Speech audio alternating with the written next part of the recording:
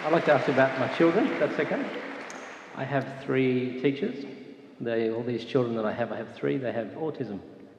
I've listened to what you've said about it and it's been very helpful. I'm curious though, this is a curious question, so I hope you don't mind asking it. Those energies, are they that way because they haven't been in a human soul body before? It is not anything about deficiency of any kind. I No. wasn't suggesting it. I thought it was maybe a mismatch more than No. anything of vibrations. Isn't that sort of a deficiency of some kind? I guess they're more ahead is what I was thinking in vibration than the human bodies, maybe, I'm guessing. Nothing less than perfection, but what it really comes down to is wanting to be received and perceived in their unchangeable form, because most of you are not allowed that advantage, because if you appear to be moldable, others mold you for their conditional appreciation. And it isn't until someone is not moldable that you even try a little bit to unconditionally accept them in their current perfection. Yes, so they taught me to meet them where they were, and that's a lovely lesson to learn. To meet them where they are rather than where they are, yeah. Well, you said that, all right, but to meet them where they are rather than need them to be different. What adjustment do you think it required in you? Appreciating there are other ways to look at things that make sense, even though it doesn't make sense to me or anyone else human. They're just seeing it a different way, and that's okay too. And it makes sense to them too. And as you hold one or all of them in your mind's eye as we're visiting here, what's different in you relative to them as compared to you relative to others? So I'm not sure if I know the question there. Can you say that So again? let's say that there are 3 children who have come to visit you, who are by your physical standards normal, and you are aware of them, you're focused upon them, you're having an experience with them. Can you isolate or identify what's different when you are regarding other people as compared to when you are regarding your 3 special children? For me, it is treating everybody as an individual, really. So it didn't matter to me. So your children have taught you that? They've taught me that, to just meet people wherever they're at and to try to understand them more than try to get them to fit in. And that can be hard because the rest of the humans don't really appreciate that all the time. Well, the reason that we're asking this question is because it is our knowing that even though you have these 3 children who will not change their condition in order to assist with your alignment, that still with most other people you want that from them. In other words, it's only when they absolutely will not give it to you that you accept that. And we think that that's what you're here to predominantly talk about here in this moment and here in this experience, because if you can begin to notice the difference in your relationship with others, in other words, do people ever disappoint you? Oh, sometimes. It depends whether I put an expectation on them. So do you have expectations of most people that are different than the expectations that you have about your children? Generically, yes. Specifically, I try not to because it leads to disappointment. So does disappointment ever happen with you within relationships? Oh, yes. Mastered that one. What we're getting at is, would you say, are you more often disappointed with normal people or more often disappointed with your 3 special children? Oh, look, I think disappointed is not even the right frame I'm using in that regard. It's really just trying to understand. When you talked about them in the past, you said these energies have come forth to have this experience. Really what I was curious about is whether they'd been here before. Yes, with very different experiences, choosing this experience specifically.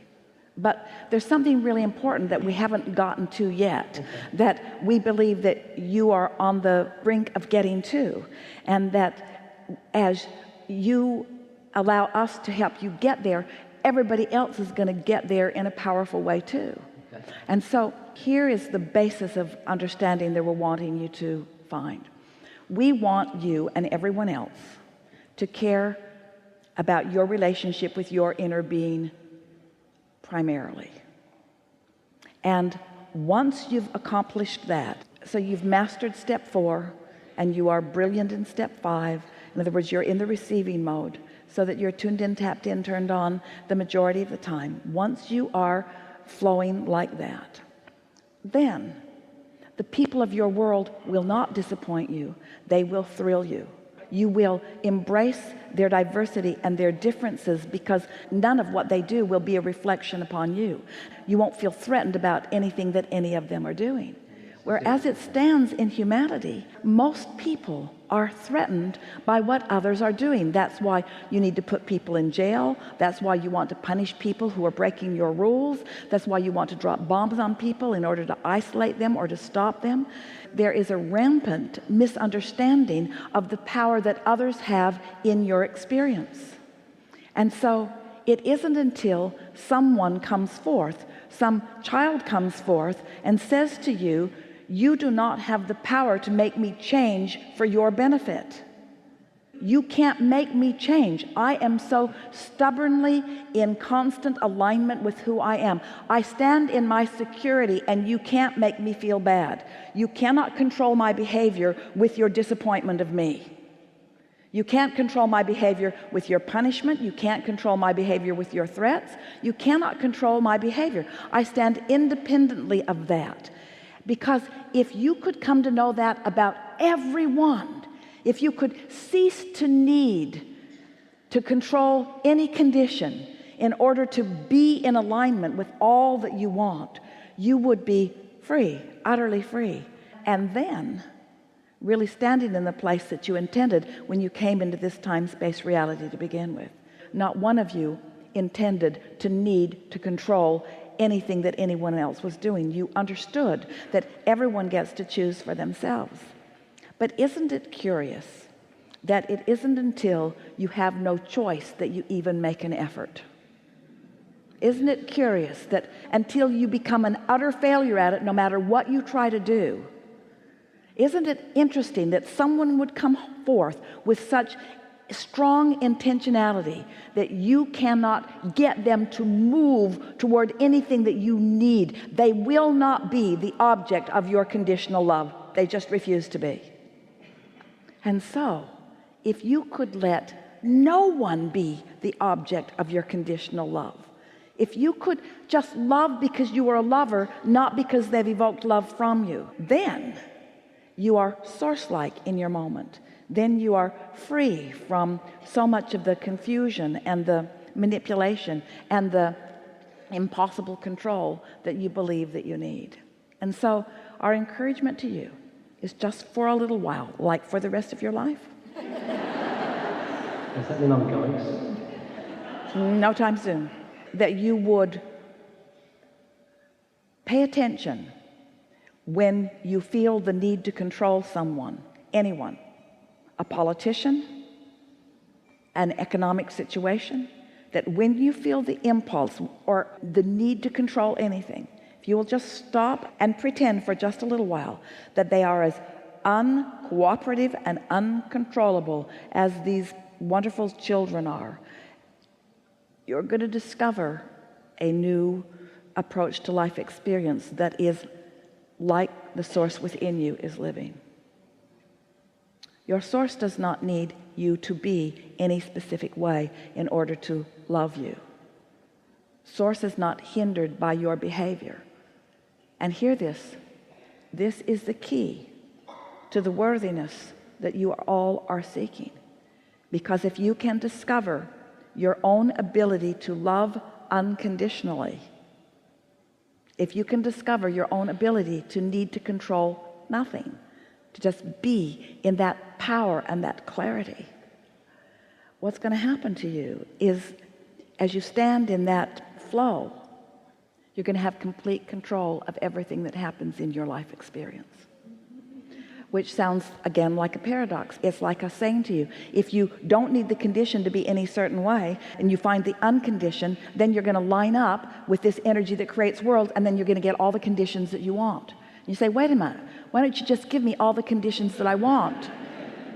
Why do I have to be unconditional before I can get the conditions? And we say, because the existent condition, hear it, the existing condition is not what you're looking for. You're looking for something beyond the existing condition. The existing condition is limiting you from the more that you've already put into your vortex. So we said to you earlier, contrast is causing you to put things into your vortex. Do you accept that your vortex as an evolved, expanded version of the reality that is? And so doesn't it make perfect sense that the reality that is preventing you from the expansion that you are seeking? This all fits together. In other words, those two conversations are really one conversation. We wish for all of you completely uncooperative friends.